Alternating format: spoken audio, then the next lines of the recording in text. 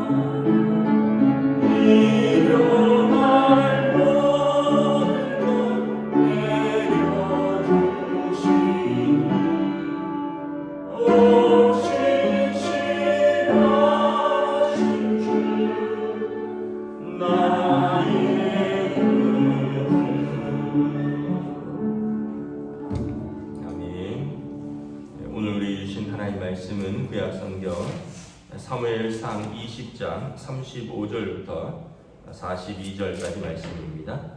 사무엘상 20장 35절부터 42절까지 말씀입니다. 다 찾으신 줄 알고 저와 여러분들이 한 절씩 교도하도록 하겠습니다. 사무엘상 20장 35절부터 42절입니다. 아침에 요나단이 작은 아이를 데리고 다윗과 정한 시간에 들로 나가서 아이에게 이르되 달려와서 내가 소녀 화살을 찾으라 하고 아이가 달려갈 때에 요나단이 화살을 그의 위로 지나치게 쏘니라.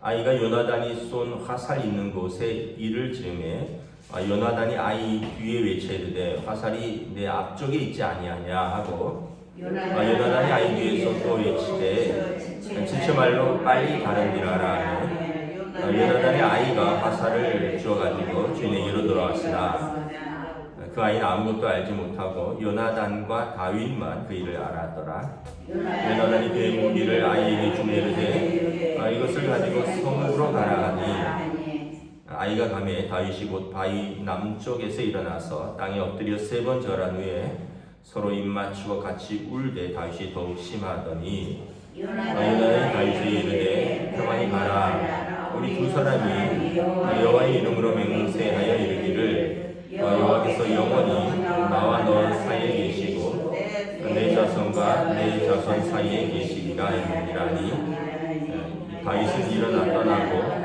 요나단은 성읍으로 들어가니라. 아멘. 할렐루야. 네, 오늘 또 새날을 우리에게 주셨습니다. 주님께서 은혜와 평강 주시기를 축복합니다.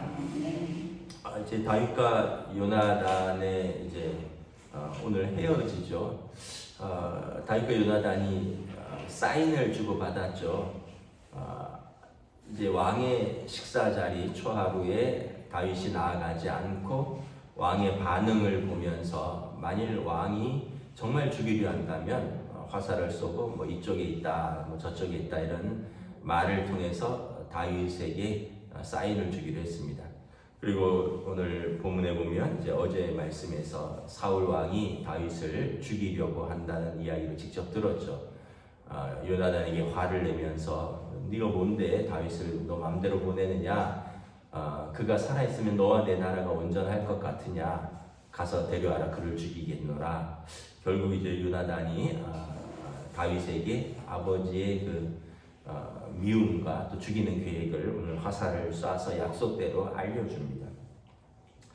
그리고 이제 요나단이 다윗과 이제 요나단이 헤어지는데 41절에 다윗이 요나단에게 땅에 엎드려 3번 절한 후에 그리고 입 맞추고 같이 울때 다윗이 더욱 심하더라.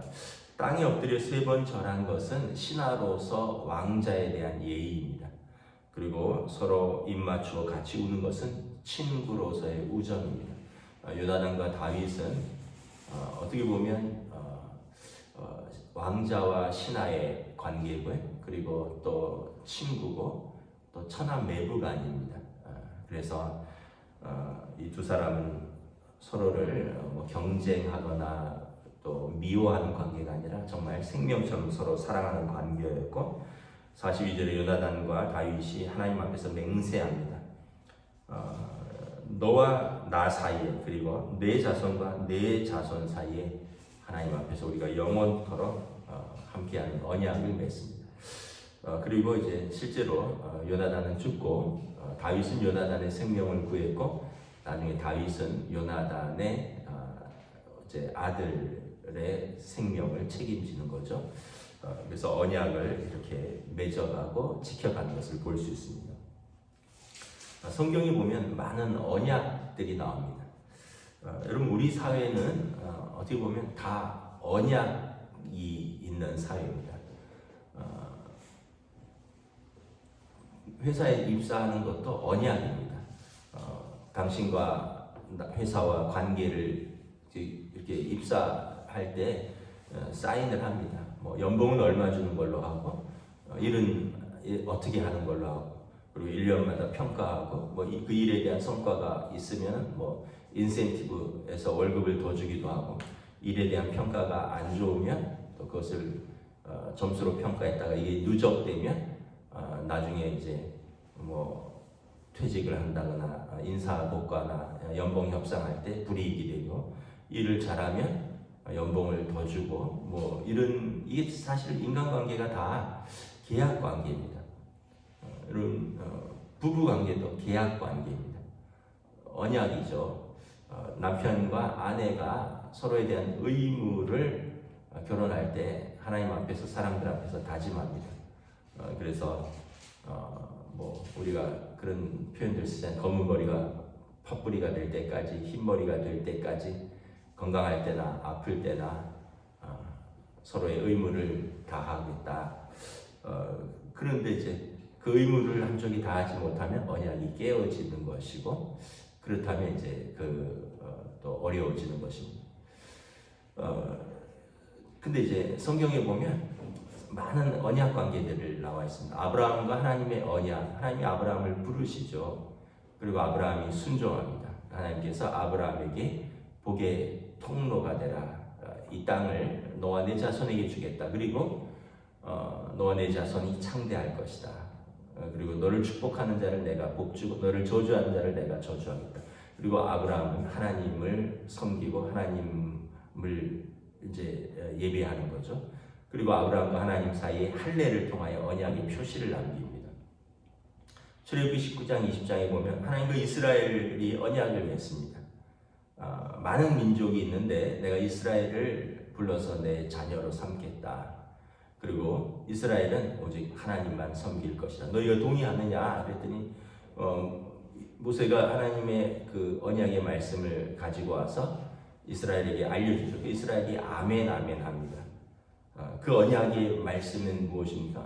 하나님은 이스라엘의 하나님이 되고 이스라엘은 하나님을 섬기는, 그리고 이 언약의 증서가 십계명입니다. 하나님과 이스라엘 백성, 하나님과 사람 사이의 언약의 증서입니다. 그래서 하나님과 이스라엘에 지켜야 할 것들을 말하는 겁니다. 하나님만을 섬기라. 하나님의 이름을 망령되이 일컫지 마라. 안식일을 기억하여 거룩히 지키라. 또 너를 위해서 우상을 만들지 마라. 이게 하나님과 우리 사이에 맺은 언약입니다. 그리고 부모를 공경해라. 살인하지 말라. 간음하지 말라. 도적질하지 말라. 거짓 증거하지 말라. 내 이웃의 것을 탐내지 말라. 인간과 인간 사이에 지켜야 할 것들을 하나님과 맺은 언약입니다. 그래서 여러분, 우리가 하나님 앞에서 맺어야 할 언약들이 있어요. 하나님만을 섬기는 겁니다. 그래서 이스라엘이 금송아지를 섬겼잖아요. 하나님께서 이것을 영적 간음이라고 했습니다. 아니, 남편이 있고 아내가 있는데 결혼한 남편이 다른 여자를 만나거나 결혼한 아내가 다른 남자를 만나는 것을 우리가 언약을 깨는 영적인 불륜이라고 하듯이 하나님과 우리가 언약을 맺었는데 우리가 여기도 가서 절하고 저기도 가서 빌고 저기 가서 점도 보고 저기 가서 부적 쓰고 이러면 이게 영적인 불륜이, 언약을 깨는 거죠. 왜냐하면 하나님만을 섬기라고 우리가 언약을 맺었으니까. 그럼 우리가 언약을 깨는 것입니다. 성경에 보면 예수님을 통한 언약이 있어요. 영접하는 자, 곧 그 이름을 믿는 자에게 하나님께서 하나님의 자녀 삼으신다는 언약입니다. 그래서 우리가 예수님을 믿으면 이것은 우리의 또 언약의, 하나님과 우리의 언약으로 들어가는 것입니다. 우리가 하나님의 자녀 되는 데는 로마서에 보면 어떤 행위나 법으로 가는 것이 아닙니다. 이것은 은혜로 가는 것이라 했습니다. 예수님의 십자가의 성량으로, 예수님이 십자가에서 흘리신 피로 언약이 쓰여진 것입니다. 우리는 온전한 믿음을 보여주면 되는 것입니다.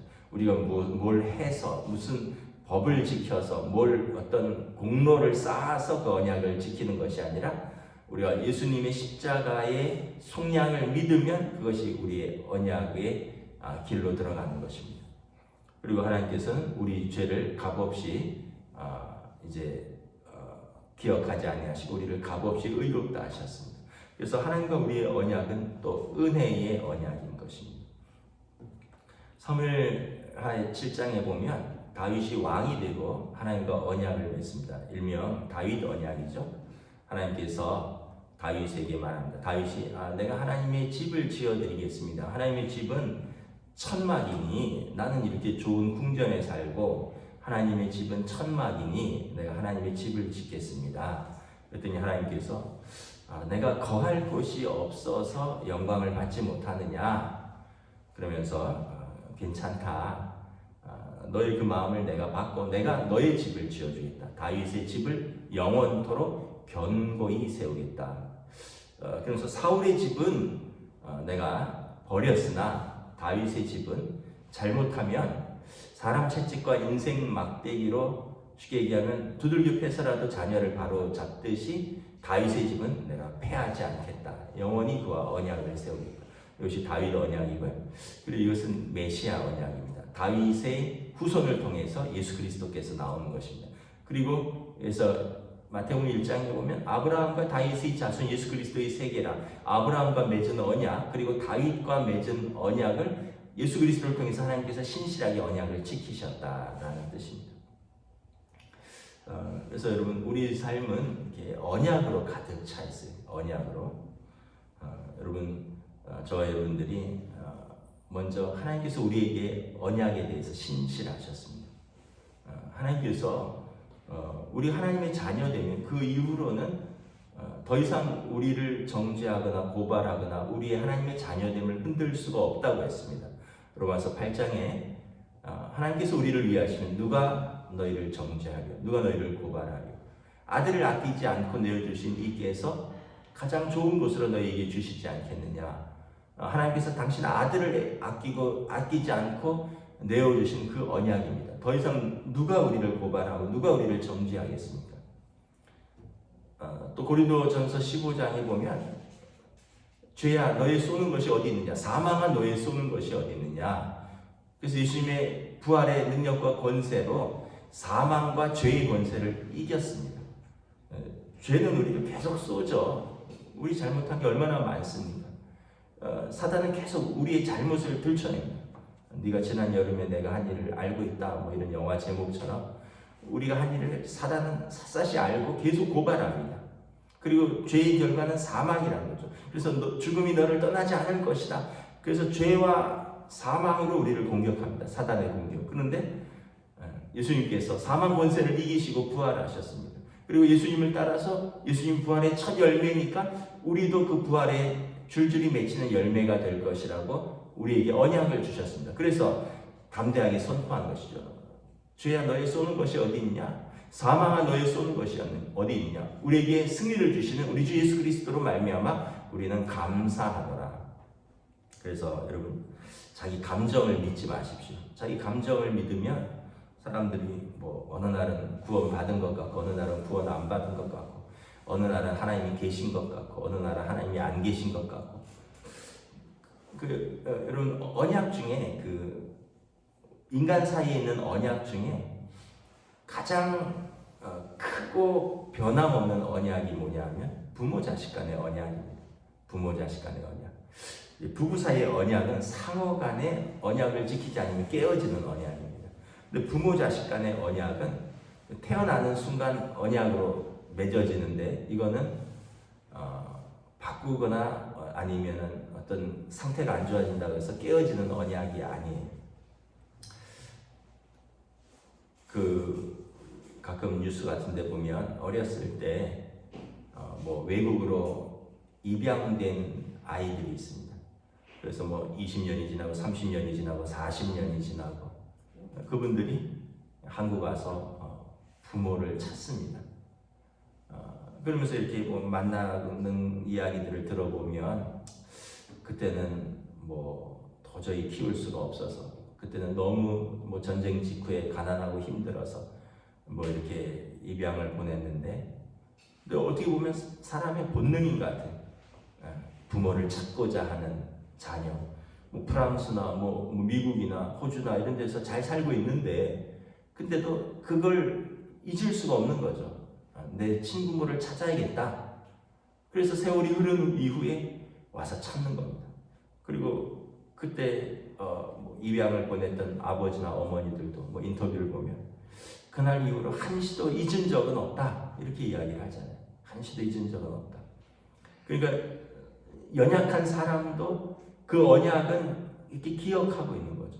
근데 여러분, 하물며 하나님은 인생이 아니신데 하나님께서 우리와의 언약을 잊어버리시겠습니까? 하나님의 자녀 삼으신 그 언약을 하나님이 깨뜨리시겠습니까? 그래서 우리 감정을 믿지 말고 우리 환경을 믿지 마십시오. 우리 감정은 오늘은 예배드리기 싫네. 오늘은 예배드릴 기분이 아니야. 오늘은 하나님이 안 계신 것 같아. 오늘은 하나님이 나를 안 사랑하시는 것 같아. 그거는 그냥 우리 감정인 거예요. 하나님은 그렇다고 해서 우리를 잊거나 하나님의 언약을 깨뜨리시는 분이 아니에요. 하나님은 우리에게 대해서 언약에 신실하셨습니다. 여러분, 우리도 하나님 앞에서 정몽주가 말했듯이 한 조각 붉은 마음, 미명한 일편단심, 이거 하나 붙들고 사는 거예요. 예수님의 십자가, 그 붉은 마음, 그 하나 붙들고 하나님 앞에서 사는 것입니다. 하나님께서 우리를 버리거나 포기한 적이 없다. 두려워하지 마라. 내가 너를 떠나지 아니하리라. 버리지 아니하리라. 사람이 내게 어찌하랴. 시편 기자의 말씀이기도 하고요. 히브리서의 말씀이기도 하고 예수님께서 하신 말씀이기도 합니다. 내가 너희를 영원토록 함께하리라. 그래서 여러분, 우리에게 주신 언약을 붙드시길 축복합니다. 우리는 하나님의 언약으로 사는 사람들입니다. 기도하겠습니다. 하나님의 은혜를 감사합니다. 오늘 요나단과 다윗의 언약을 바라봅니다. 참 사울은 다윗과 맺은 신하와 주군의 그 언약을 깨뜨렸습니다. 사울은 또 장인과 사위의 언약을 깨뜨렸습니다. 사울은 모든 백성 앞에서 골리앗을 죽인 장수를 내가 그를 이스라엘의 장군으로 삼고 그에게 많은 재산을 주고 그의 가정에 세금을 면제해주고 내 딸을 주겠다. 그러나 그 언약을 깨뜨렸습니다. 그러나 요나단은 다윗을 생명보다 사랑함으로 다윗과 요나단의 언약은 죽음 이후에도 그 자손에 이르기까지 지켜지는 것을 바라봅니다. 신실한 사람들 간의 신실한 언약. 하나님께서 우리에게 신실하셨습니다. 예수님께서 우리가 아직 죄인 되었을 때 우리를 위하여 십자가에서 죽으심으로 하나님께서 우리에 대한 당신의 사랑을 확증하셨습니다. 우리가 죄인이건 의인이건 우리가 하나님 앞에 나온다면 우리 죄를 용서하시고 하나님의 자녀 삼으시는 그 언약을 붙들고 삽니다. 오늘도 이 언약으로 담대히 우리의 삶의 자리에서 하나님의 자녀로 믿음으로 살 수 있도록 인도하여 주시옵소서. 감사를 드리오며 우리 주 예수 그리스도 이름으로 기도드리옵나이다. 아멘. 하늘에 계신 우리 아버지 이름을 거룩하게 하시며 아버지의 나라가 오게 하시며 아버지의 뜻이 하늘에서와 같이 땅에서도 이루어지게 하소서. 오늘 우리에게 요할 양식을 주시고 우리가 우리에게 잘못한 사람을 용서하여 준 것 같이 우리에게를 용서하여 주시고 우리를 시험에 빠지지 않게 하시고 악에서 구하소서. 나라와 권능과 영광이 영원히 아버지의 것입니다. 아멘.